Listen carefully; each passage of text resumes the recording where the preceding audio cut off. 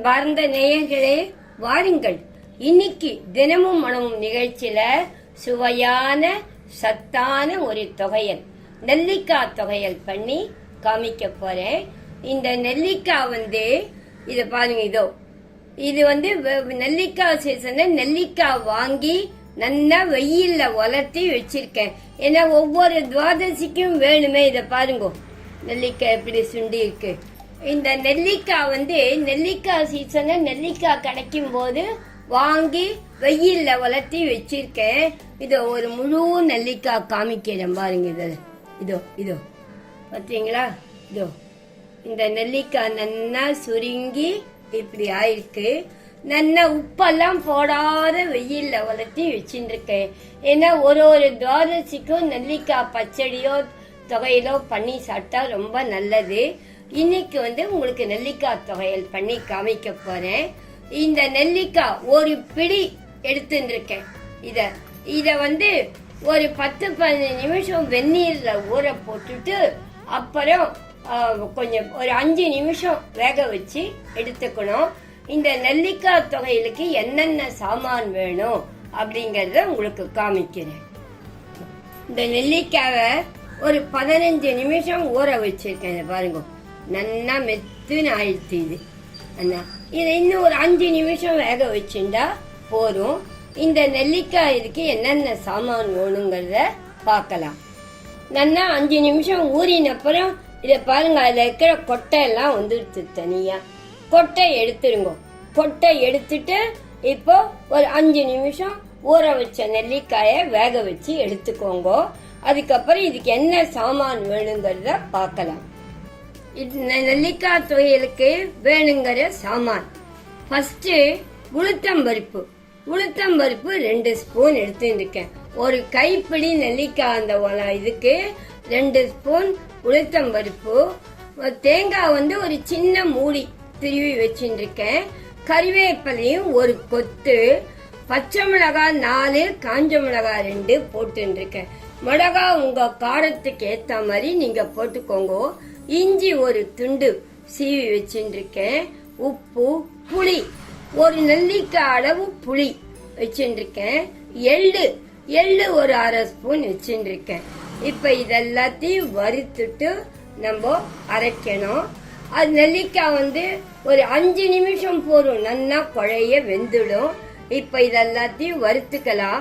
முதல்ல வறுக்கிறதுக்கு மேல வெறும் வானாயில எள்ள ஃபர்ஸ்ட் வறுத்துருங்க.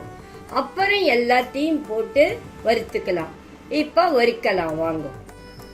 வானா காஞ்சிட்டு எள்ள வறுத்துக்கலாம்.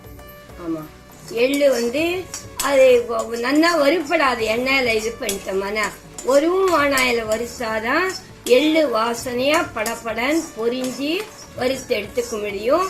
தொகையலும் நல்லா வாசனையா இருக்கும். இதுக்கு இந்த நெல்லிக்காய்க்கு சொல்றீங்களே, வைட்டமின் சி நிறைய இருக்கு, சத்து. அதனால்தான் அந்த நெல்லிக்காய நம்ம மேல ஏகாதசி அன்னைக்கு விரதம் இருக்கும், ஒன்னும் சாப்பிடாம மறுநாள் உடம்புக்கு சத்து வேணுமே. அதனாலதான் நெல்லிக்காய் பச்சடி அன்னைக்கு பண்றது. நெல்லிக்காயில அவ்வளோ தத்துவம் இருக்கு. அதனால இந்த நெல்லிக்காய் தொகையில் மாலயத்துக்கும் கலந்து சாப்பிடலாம், மோரிஞ்சாத்துக்கு தொட்டுக்கலாம், நல்லா இருக்கும். எள்ளு நல்லா வெளிஞ்சிடுச்சு. அப்போ எண்ணெய் கொஞ்சம் குத்தி இதெல்லாத்தையும் வறுத்துக்கணும். ஃபர்ஸ்ட் உளுத்தம்பருப்பு போட்டுட்டு கொஞ்சம் ஒரு 2 தடவை இது பண்ணிட்டு அதுக்கப்புறம் அதில் மிளகாய் போட்டுக்கணும். மிளகாய் ஏன் வறுக்கும் போது போட்டுக்கணும்னா, கொஞ்சம் காரம் ரொம்ப இருந்தா கூட இந்த மாதிரி எண்ணெயில வறுப்பிடும் போது காரம் குறைவாயிடும். அதனால்தான் மிளகாயை இது பண்ணிக்கிறது. இதோ மிளகாயும் போட்டுட்டேன். இப்படி வறுக்கும் போது இஞ்சி இது பண்ணிக்க கூடாது. இந்த புளியையும் கூட ஒன்னா இந்த புளிய நெல்லிக்காயோட வேக வச்சுக்கோங்க. இல்லாட்டி இப்படி வறுத்துருங்க. அப்பதான் நல்லா இருக்கும். இதை பாருங்க, நார் எடுத்துட்டு போடுறேன். இதையும் சேர்த்து வறுத்துருங்க. ஆமா, எடுக்கிற சமயத்துக்கு அதுல கறிவேப்பிலை போட்டுக்கணும். இன்னொன்னு, இந்த தொகையலுக்கு வெல்லம் வேண்டாம். நெல்லிக்காவே தித்திப்பா இருக்கும். அதனால துளி கூட வெல்லம் ஆட் பண்ண வேண்டாம். தேங்காயிலையும் தித்திப்பு இருக்கிறதுனால இது போதும். இப்போ இதை வந்து நல்லா எடுக்கிற சமயத்துக்கு கறிவேப்பிலை போடணும்.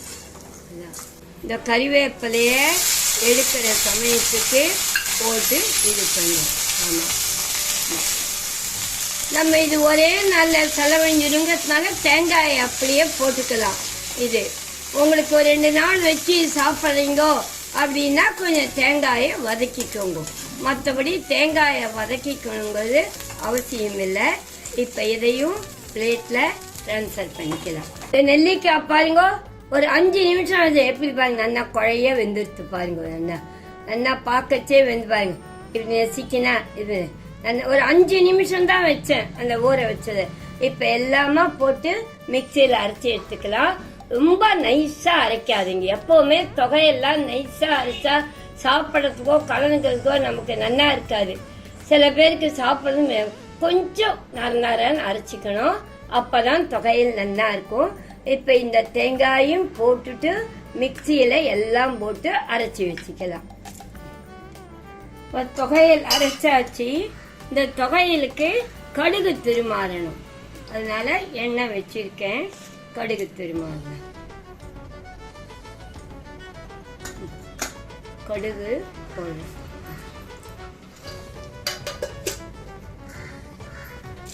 தொகையிலுக்கெல்லாம் கூட கடுகு திருமாறினா நல்லா இருக்கும். சில பேர் என்ன பண்ணுவா, எங்க இடத்துல சௌமியா வந்து கடுகு திருமாறும் போது கொஞ்சம் கடுகு அரைக்கிறதுலையும் போட்டுருவோம். நல்லா டேஸ்டா இருக்கும். அப்புறம் அந்த நம்ம தொகையில் எடுக்கிற கிண்ணியில கொஞ்சம் கடுகு கறிவேப்பிலை போட்டு வச்சிருவோம். ரொம்ப நல்லா இருக்கும். அது கடுகு வெடிச்சு எடுத்து இப்போ ஆஃப் பண்ணிட்டு இப்போ அதை அதில் சேர்த்துடலாம். இப்போ இந்த கடுகை இதில் சேர்த்துட்டேன். இப்போ உங்களுக்கு சுவையான நெல்லிக்காய் தொகையல் ரெடி.